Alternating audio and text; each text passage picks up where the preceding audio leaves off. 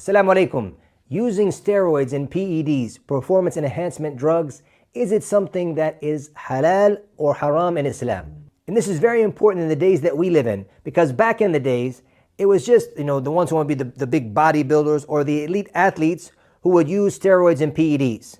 But nowadays, when you look at the influencers on YouTube and Instagram, the ones who are jacked, the natties as they say, and the reality is once you get into this world of working out, and it's something I realized when I started to get back into shape, and I'm training martial arts, I'm working out.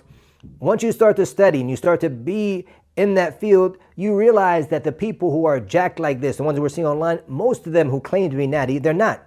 So we have our youth, when they want to get to that level, they realize there's no way I can get to that level. So it's not about being the massive bodybuilder only. No, even the ones who are cut and jacked, you'll see most of them are using some type of PED. In fact, I believe that most elite athletes are using PEDs. It's not just about mass and size, it's about strength and speed as well. Tennis players used it. Lance Armstrong, the cyclist, he used it. And PEDs is what takes a great athlete to make him an elite athlete. And this is what our youth is realizing, that if I want to get to that level, if I want to be cut and jacked like the people I'm seeing online, that just a good diet and working out all the time, it's not going to get you to that level. Even if you are someone who is genetically gifted, if you want to get to the high level, you're going to have to use something. So it's something that's serious for us as Muslims to know, is it halal for us to use these PEDs, or is it something that is haram? And before I mention the ruling, I want to make two things clear.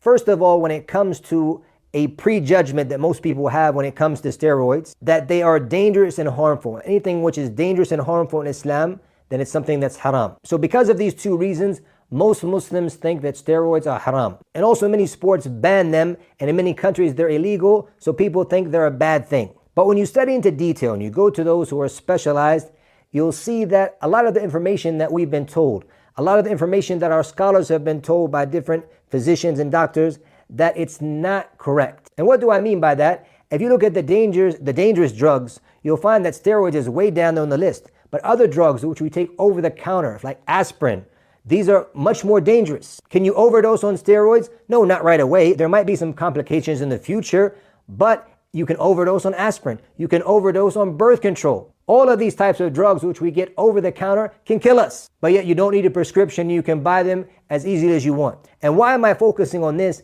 Because to make something haram in Islam, it needs to be something that's clear cut. Smoking, for example. Yes, smoking, the harms that are definitely going to come from smoking is one of the reasons why the scholars said it's haram. So therefore, when you look in detail, and it's not as dangerous as they make it out to be. So to say it's haram, I personally don't believe it's haram.